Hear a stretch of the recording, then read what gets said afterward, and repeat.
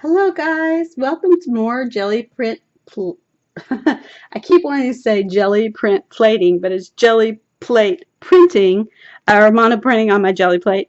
Today I'm going to play with stencils and I am just going to I don't know if I'm going to talk through it or fast forward it. We'll see.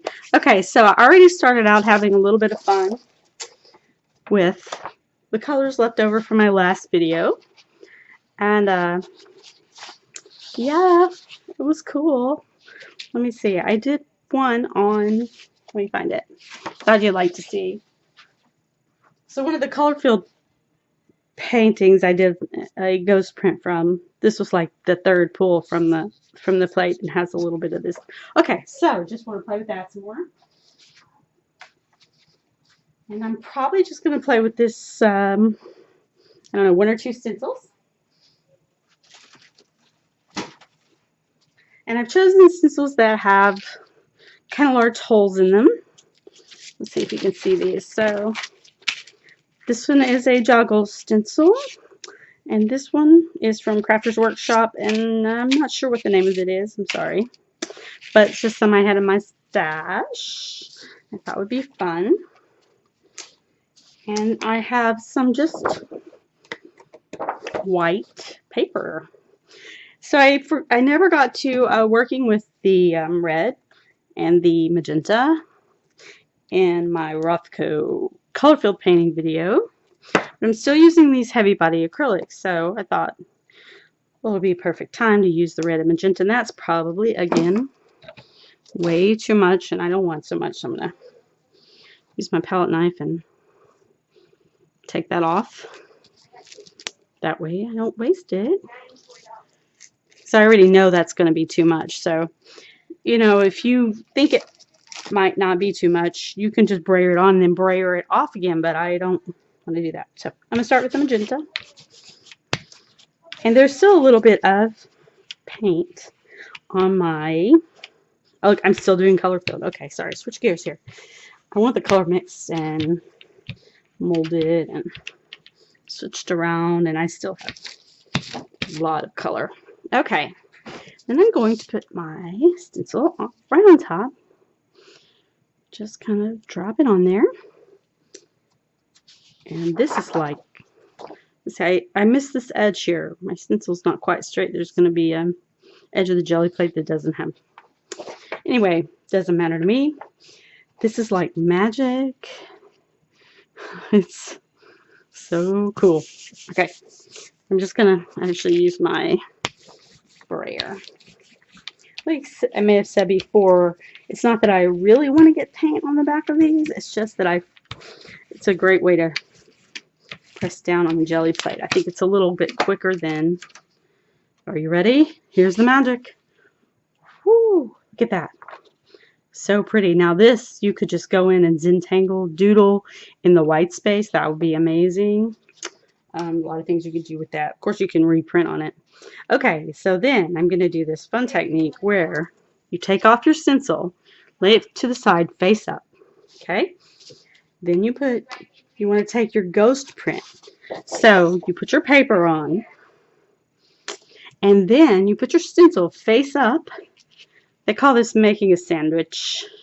Put your stencil face up, and then you put another piece of paper over your stencil, and you're going to get two prints at the speed of one. So you get a ghost print and a print from the stencil, which will be really nice. I'm trying not to let my paper move around. That is kind of I know it's a thing.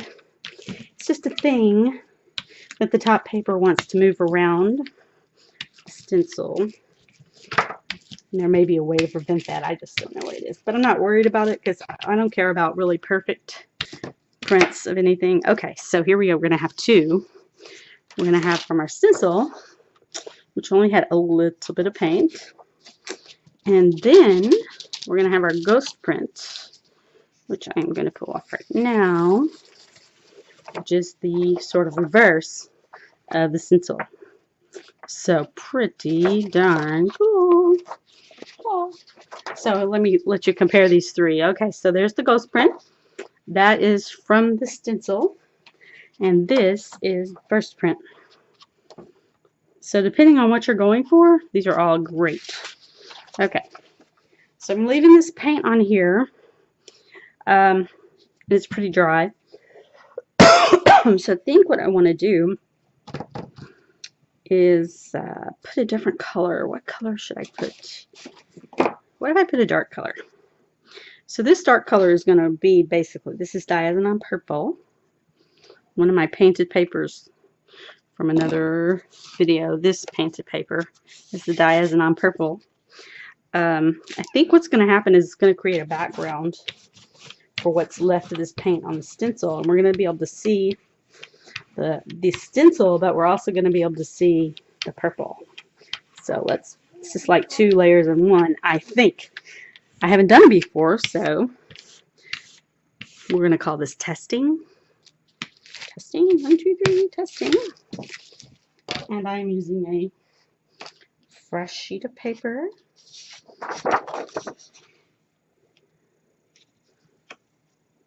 No stencil, remember. This is just the Gelli plate.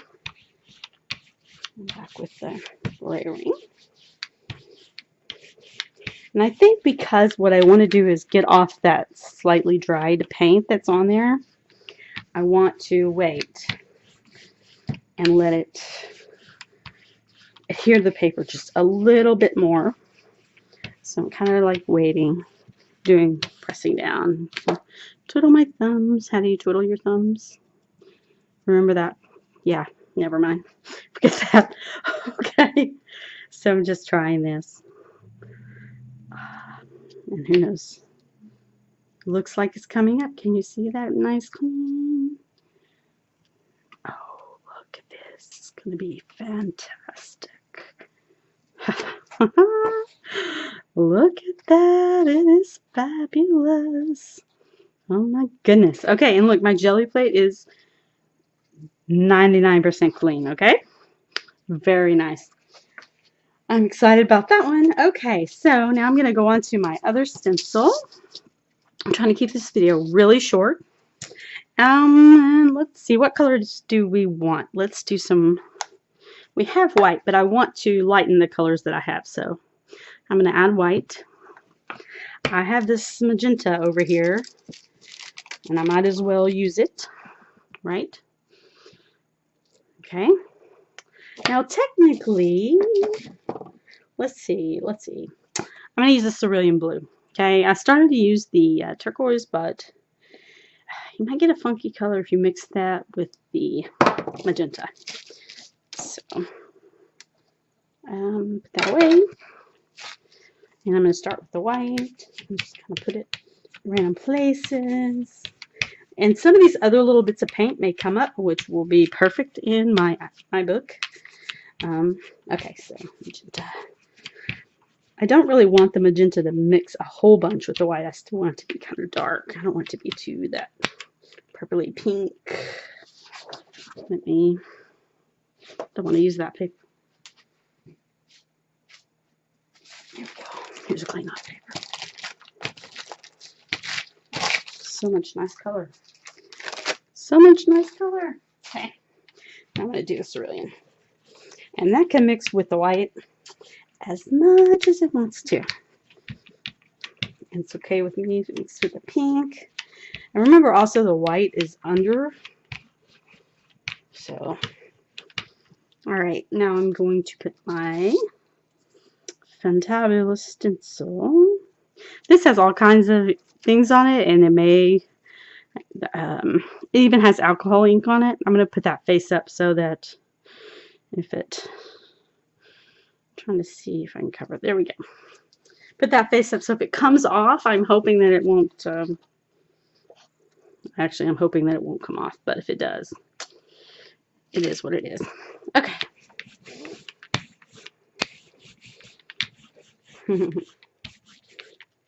I remember this girl when I was growing up, and her favorite color was sky blue pink. And I'm pretty sure this is the color she was talking about. Really, really nice color. Okay. Oh, look. Isn't that pretty? Lots of different variation of color, lights and darks, texture. I don't really see any of the little bits. Okay, so now we're going to do our sandwich technique.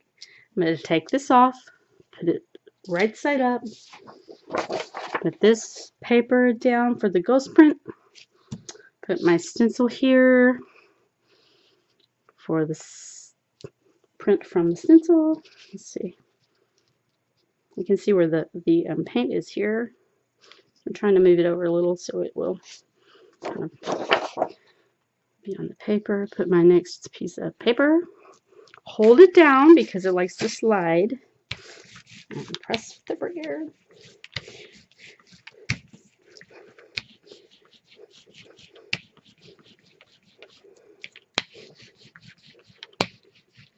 You know, I think they actually had a crayon in the Crayola crayons when I was a kid that they called sky blue pink. I don't know. I have to look that up. Fun facts you wanted to know about the 80s. All right, so that is from our stencil. Look at all that texture. It's really nice. And the alcohol ink and things, of course, didn't come up because, you know, there they are. A little bit of paint got on the back of this. Woohoo. Nothing is wasted here, that is for sure. Okay. There's still a lot of paint on there. Very interesting. Very cool. This looks like a flower almost inside there. Of course, that was completely unintentional, but really, really interesting. Okay. So we have the original print with the stencil. We have the ghost print. And I'm going to call this the stencil print. There may be a name for it. I don't know. Basically, this is leftover paint from stencil. Our sandwich. So we get very different results, all from one process, I guess you would call it. Super cool. Oh my gosh, I'm addicted already. I've only done this like 2 more times. Oh, I better lay those out so they can dry.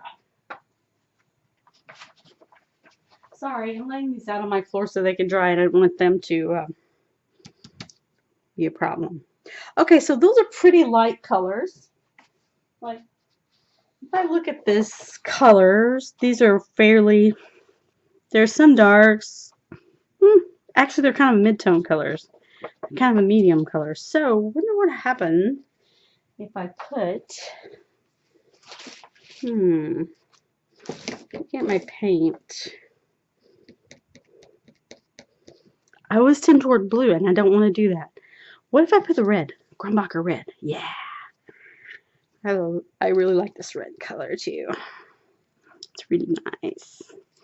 Really nice. I don't know if that's enough paint. Okay. I'm thinking this is going to make that magenta sing and glow. It'll be really pretty.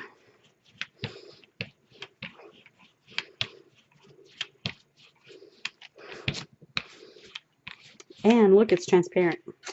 See how transparent that is? Fabulous. Now, you know, I know the idea Gelli printing is to create multiple prints on one paper.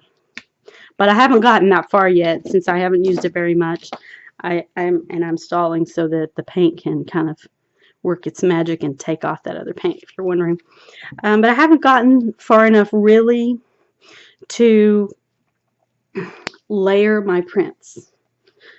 I just haven't, except for I did the color filled ones, but I haven't layered like textured prints on top of textured prints. I haven't even done a lot of textured prints. I just haven't gotten that far yet.